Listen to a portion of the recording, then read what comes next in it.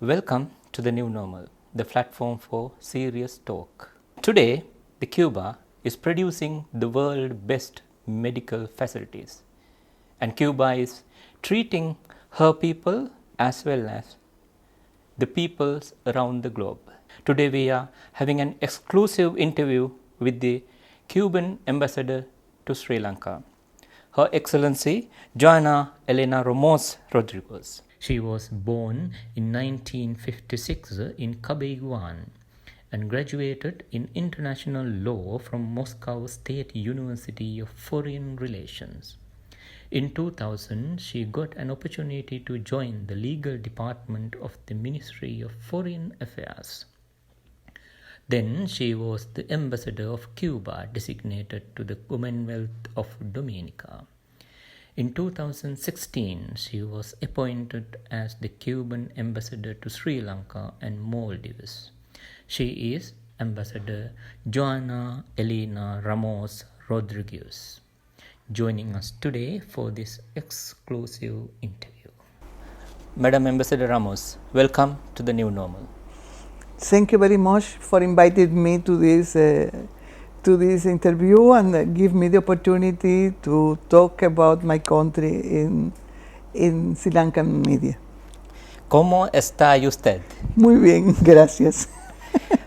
So let's talk with a basic question regarding your country. Actually, how can we pronounce your name of your country correctly? Is it Cuba or Cuba? In Spanish is Cuba. In Spanish, then is but English pronunciation is Cuba. Then, but Spanish is Cuba. So there is no wrong in pronouncing in no, Cuba. No wrong. Cuba. It's correct because it depends of the language in which you are talking. Right.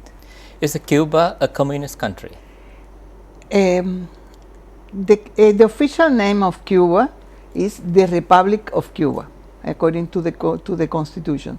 But in this in the Constitution also said that Cuba is unitary and socialist state.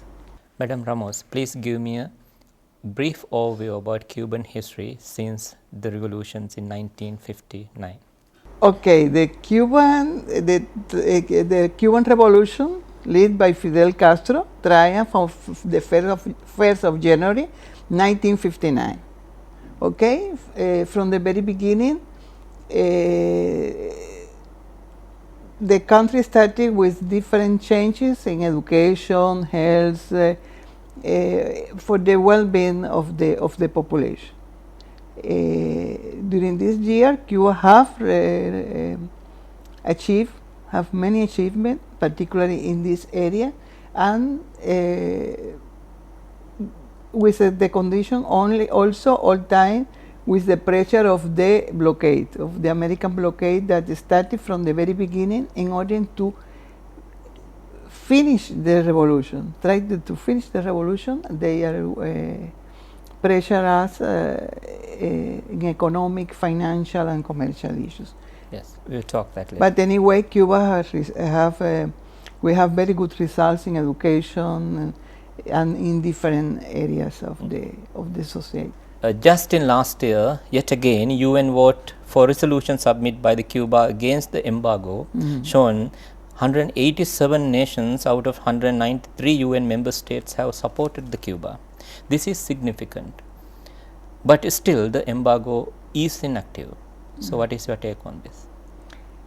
First of all, I know that the resolution said the embargo, but I prefer to use blockade because really it's a blockade against economic, commercial, and financial blockade against my country. Every year we present to the UN General Assembly a resolution asking to put an end to the blockade, to the US blockade against Cuba. It means, as you mentioned, how many countries vote in favor of the resolution. It means how the international community considered that the blockade is a very unjust policy against a country, a small country with a small economy, that is not dangerous or is not a risk for any other countries. This is for political reasons, of course, they present, and Cuba will continue presenting this resolution while the blockade is in place. We highly appreciate the position of Sri Lanka that always supported us in this resolution and voting in favor of our resolution, really.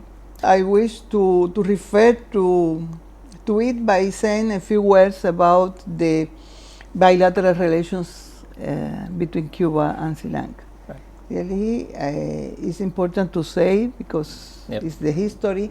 Sri Lanka was one of the countries that to establish diplomatic relations with Cuba after the triumph of the revolution led by Fidel Castro. Yep. Our countries established diplomatic relations on 29th of July 1959. I guess also that is the first Asian country that established relation with Cuba. Also, I think that Cuba and Sri Lanka have been united by historical bonds of friendship and cooperation, and also both countries joined the non-aligned movement in the same year in 1961.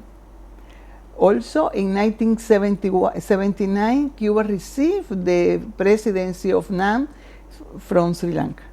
Mm-hmm. This is a very good historic moment. And also at this moment, I can say that also that both countries, Cuba and Sri Lanka, are interested in further developing bilateral relations in different areas, like health, science, research, agriculture, where really we have good. And also the support that always we receive, as we mentioned before, the support of Sri Lanka in our fight against the American blockades against Cuba. Cuba has made a solidarity is a centerpiece of its foreign policy. It's give Cuba to help so many countries around the globe. Please tell us more about it. Solidarity is one of the main principles of our foreign relations. Always, we consider that, but this is very important for the relations between countries. The solidarity is help the social development. And from the very beginning of the revolution, our policy of cooperation, solidarity, we have many examples. For example, in 1963, the first medical brigade went to Algeria to support these people. Yes. This is examples without thinking or receiving something back. Yeah. Only because we share what we have. This is our principle, to share with others what you have. And from the very beginning of the revolution, we started with this principle of solidarity. And since 1963, I can say you that 400,000 health professionals has been present in 164 countries. I think on all continents. I think that is a very good example of solidarity. Okay. So Cuba won the revolution in 1959, and then what we can see is health was a prominent subject and the focus area of a newly revolutionized government in Cuba. Tell me about how it's revolutionized the country and how it's improved the relationship with other country by staying 100 miles away from its main enemy, the United States. Not easy. It's not an easy task, but we continue working for the development of our country in different areas. For example, as you mentioned, public health and education are the main important issues for us. It is important to have to get this in order. It is very important for the development of the country. We consider that the right to free and universal health and education is guaranteed by the government.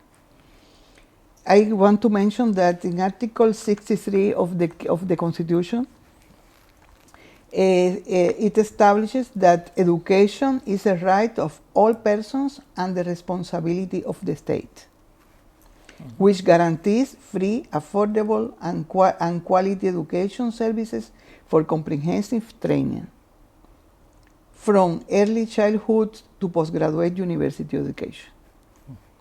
The state, to make this right effective, establishes a wide system of educational institutions in all types and educational levels, which offer the possibility of studying at any stage of life according to aptitudes, social demands, and economic social development needs of the country.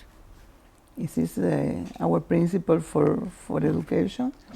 And it's important to say that education reaches universal coverage and is free at all levels of education. It's free in primary school, in secondary school, university, and postgraduate. Okay, it's for Cuban citizens. Also, through various programs, each girl, boy, and teenager have the possibility and the right to study in the national education system and to go to their training with equal opportunities to the extent of their ability and efforts allow. Right. Okay, if you are a good student, you have. If you don't go to the school and you don't attend the teacher, it's different. But everybody have the same opportunity to participate in the education and to have. And the right of education is guaranteed to all children and young people with any mental also, that is important, with any mental or physical disability through a special education. This is for the cases when full integration of the person with a different ability in general education institution is not possible. But also for these people, we have the opportunity for children and teenagers with disability. My sister works in these programs. Okay. Yeah, she is a teacher and she works with children with disabilities. Wow, Yes. that's great. Yeah. In late 1980s and early 1990s, the two disasters threatened the very extinction of Cuba. One was the first victim of HIV/AIDS died in 1986. Second, in December 1991, Soviet Union collapsed, ending its $5 billion annual subsidy. And but Cuba survived, and Cuba's health system was more improved than before. And then tell me about how the Cuba and what are the strategies they have used to improve the public health system. Yes. First of all, I would like to mention that Cuba has a unique public, free, and accessible health system based on primary health care, which ensure coverage and universal access to all Cubans without discrimination of any kind of sex, by sex, economic situation, color of the skin, religion, belief, any kind. Everybody in Cuba, all Cubans have access to the health system. Then I want to mention a group of achievements that Cuba have in this. For example, the life expectancy at birth in Cuba is at this moment 78.45. A little more for women, you know. And also, Cuba, in the immune level of the Cuban population reaches 98%. 14 infectious disease has been eradicated. And another 29 communicable disease are controlled. This is one of the achievements.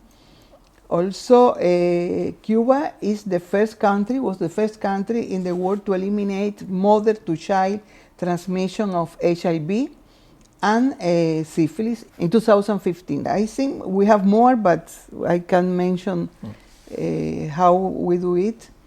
Only the blockade imposed by the United States, unfortunately, on our country is the only limitation we have to achieve even more effective results in the field of health.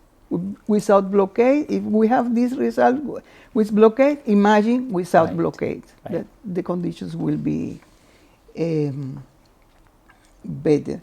Also, I can mention that Cuba have 9 doctors for every 1,000 inhabitants. It's very exclusive, I think. Yes. And also, at this moment, in this year, we have 9,000 students that will graduate as medical doctors also this year. Also, we have 84 nurses, and at the same time working in our different institutions, health institutions, but also we have 34,000 nursing and health technology students are studying now in the education centers. We consider that it is a very professional strength available for all population. In the meantime, the Cuba has established a pioneering medical institute in the country, the Latin American School of Medicine, ELAM, that has given a chance to not only Cuban students but also some other countries, neighboring countries and African and Asian countries to come and study medicine. Even you invited some of the US students to come and study there. That's remarkable.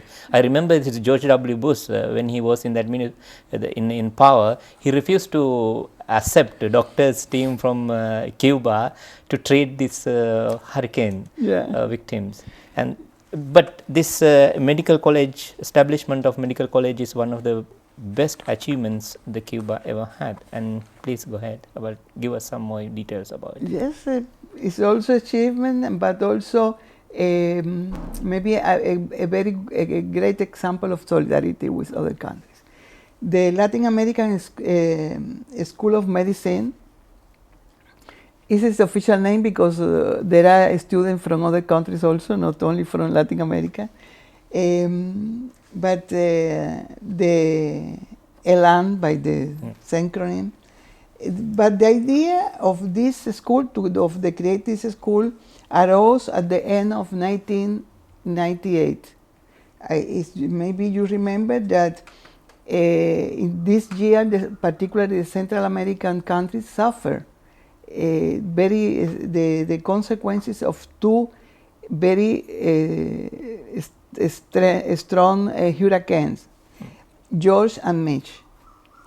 And in this occasion, more than 10,000 people died because the consequences of the result of these two hurricanes. Particularly, and also the damages to the economy for this country, particularly Central American and Caribbean countries. In this occasion, Cuba sent medical brigades also to these countries to help these countries.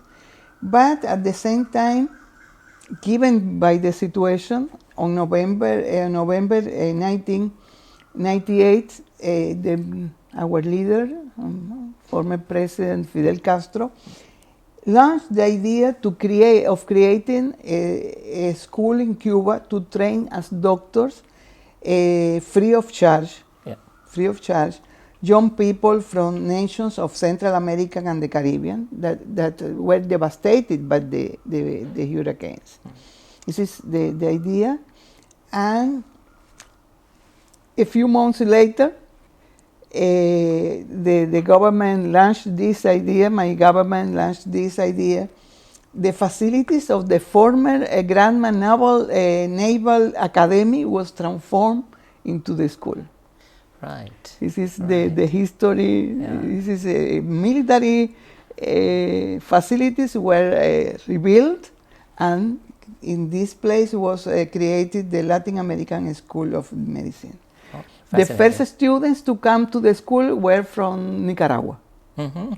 And in the next year, in November 1999, the Latin American School of Medicine was inaugurated by Fidel Castro on the occasion of the 9th Ibero-American Summit of Head of State and Government in Havana.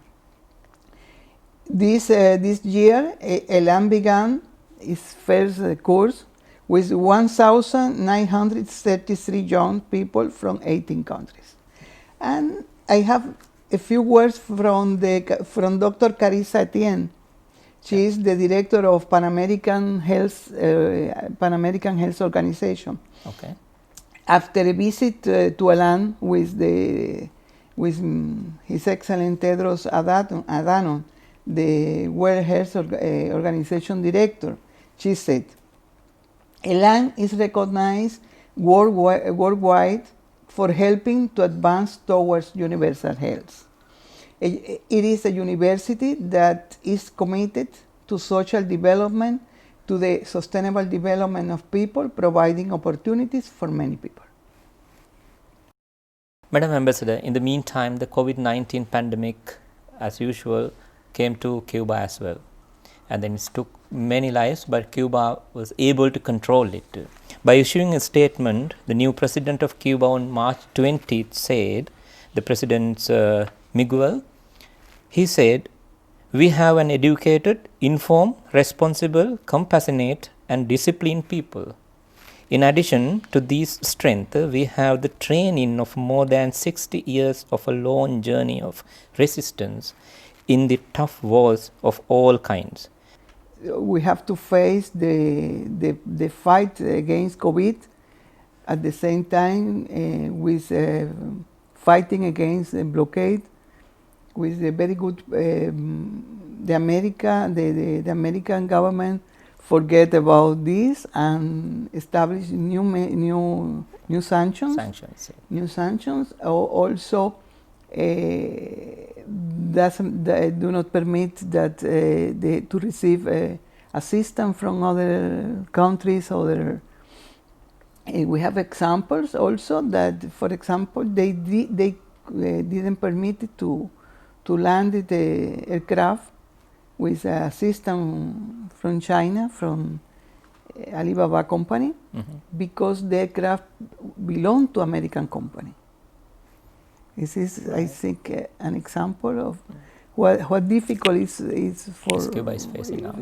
Cuba is facing. But anyway, the will of the government is to control and also put population people in the first plan, in the first part.